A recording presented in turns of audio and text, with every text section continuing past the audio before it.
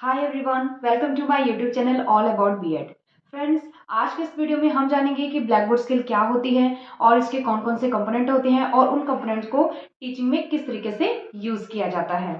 तो चलिए फ्रेंड्स, इसके बारे में जानते हैं। Black board skill micro teaching में सिखाई जाने वाली स्किल में सबसे फर्स्ट नंबर पे जो आती है वो होती है ब्लैक बोर्ड स्किल। पूरी टीचिंग लर्निंग प्रोसेस में जो मेन रोल होता है वो होता है ब्लैक बोर्ड का। अब बारी आती है कि ब्लैक बोर्ड को किस तरीके से यूज किया जाता है। तो कई फ्रेंड्स के मन में ये होता है कि जैसे हम नोटबुक में लिखते हैं बस सिमिलर एज हमें ब्लैक बोर्ड में लिखना होता है, बट नहीं।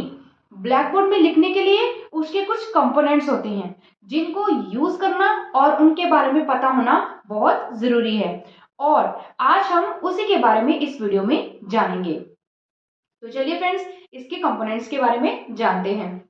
ब्लैक बोर्ड स्किल के 5 कंपोनेंट्स होते हैं। जो फर्स्ट नंबर पे जो आता है वो है हमारा proper use of black board. Friends, black board को प्रॉपर तरीके से यूज करना बहुत इंपॉर्टेंट है। टीचिंग करते टाइम आप ब्लैक बोर्ड को किस तरीके से यूज कर रहे हैं। सबसे पहले तो जब आप पढ़ा रहे हो, जो टॉपिक पढ़ा रहे हो उस टॉपिक को आप ब्लैक बोर्ड पे मेंशन कीजिए। सेकंड बात कि आप जैसे फॉर एग्जांपल आप इंग्लिश पढ़ा रहे हो, तो इंग्लिश में जो आपको टफ वर्ड लग रहा है या उसमें कोई अपोजिट वर्ड आ रहा है या उसमें कोई वर्ड मीनिंग आपने बताना है, तो वो आप ब्लैक बोर्ड पे लिख सकते हो। ऐसा नहीं है कि आप लेसन पढ़ा रहे हो और पूरा का पूरा लेसन आपने उठा के ब्लैक बोर्ड पे लिख दिया। तो ये ऐसा आपने बिल्कुल नहीं करना। जैसे आप हिंदी पढ़ा रहे हो तो हिंदी में कोई ऐसे अपोजिट वर्ड आ जाते हैं, कोई टफ वर्ड आ जाते हैं जिनको बच्चे पढ़ना में मुश्किल होती है बच्चों को, तो आप वो वर्ड जो है ब्लैक बोर्ड पे मेंशन कर सकते हो। अब बात करते हैं इसके सेकंड कंपोनेंट की। सेकंड कंपोनेंट है क्लियरेंस ऑफ राइटिंग। अब जाहिर सी बात है, ब्लैक बोर्ड यूज कर रहे हो और आपकी राइटिंग ही क्लियर नहीं है तो ये भी बात नहीं बनती। तो ब्लैक बोर्ड राइटिंग में जो है आपने ये याद ध्यान रखना होता है कि जो आपका फॉन्ट साइज है वो हमेशा मीडियम होना चाहिए। वो ना बहुत छोटा हो कि बच्चों को दिखे ही ना कि क्या लिखा हुआ है, और ना बहुत बड़ा हो कि वो ब्लैक बोर्ड की ज्यादा स्पेस कवर कर ले, तो आपके पूरे वर्ड ही नहीं उसमें आएंगे। ठीक है, तो आपने उस तरीके से अपने वर्ड्स को लिखना है कि आपके वर्ड्स में क्लैरिटी हो, और आपने उसी स्टाइल को यूज करना है लिखने में कि बच्चों को आसानी से समझ भी आ जाए आपने क्या लिखा है और उनको कोई देखने में कोई दिक्कत भी ना हो। आप बात करते हैं इसके थर्ड कंपोनेंट की। थर्ड कंपोनेंट की बात है तो वो है neatness of black board writing.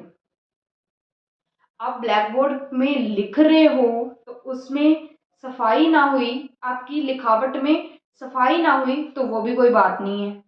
आप ब्लैक बोर्ड में लिखने से पहले सबसे पहले तो ब्लैक बोर्ड साफ होना चाहिए, तभी आपने जो लिखा है वो बच्चों को साफ नजर आएगा।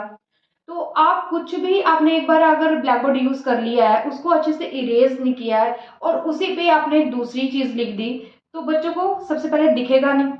ठीक है, दूसरी बात, अगर आपने उस जो पहले लिखा है उसका थोड़ा आधा सा पार्ट बचा होगा और अभी आप दूसरा लिख रहे हो उसी के ऊपर लिख रहे हो, तो बच्चों को क्या होगा, हौच पौच हो जाएगा उसमें, तो वो क्या करेंगे, गलत नोट करेंगे, जिससे उनको नॉलेज क्या होगा, गलत मिलेगा।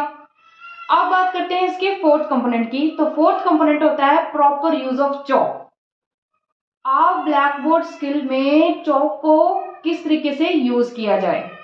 सिर्फ लिखना ही नहीं होता चॉक का यूज करना, ये होता है कि जब आप ब्लैक बोर्ड पर लिख रहे हो और आप चॉक यूज कर रहे हो तो यूज करने के बाद इमीडिएटली उसको वहीं पे रख दो जहां पे आपने उठाया था उसको। तो उसके बाद आप क्या करोगे, उसको हाथ में लेके नहीं रखना या उसको रब नहीं करना या एक इधर से दूसरे हाथ में नहीं डालना। ऐसे क्या होते हैं, जो स्टूडेंट होते हैं वो डिस्ट्रैक्ट हो जाते हैं, तो उनका फोकस जो है वो आपके हैंड मूवमेंट की तरफ आ जाता है इंस्टेड ऑफ आपकी बात पे जो आप उनको बता रहे हो। आप फिफ्थ नंबर पे बात करते हैं स्टैंडिंग पोजीशन ऑफ टीचर। आप ब्लैक बोर्ड को यूज करते टाइम बट जो टीचर है वो कैसे खड़े हो, वो भी बहुत इंपॉर्टेंट बात है। जैसे कई बार होते हैं कि ऐसा होता है कि ब्लैक बोर्ड की पूरी स्पेस जो है वो टीचर ही कवर कर लेता है, बच्चों को दिखता नहीं। ठीक है, तो हमेशा आपने जब ब्लैक बोर्ड के सामने खड़ा होना है तो ब्लैक बोर्ड के साथ एक टीचर का 90 डिग्री का एंगल होना चाहिए। 90 डिग्री के एंगल पे आपने खड़ा होना है, ठीक है।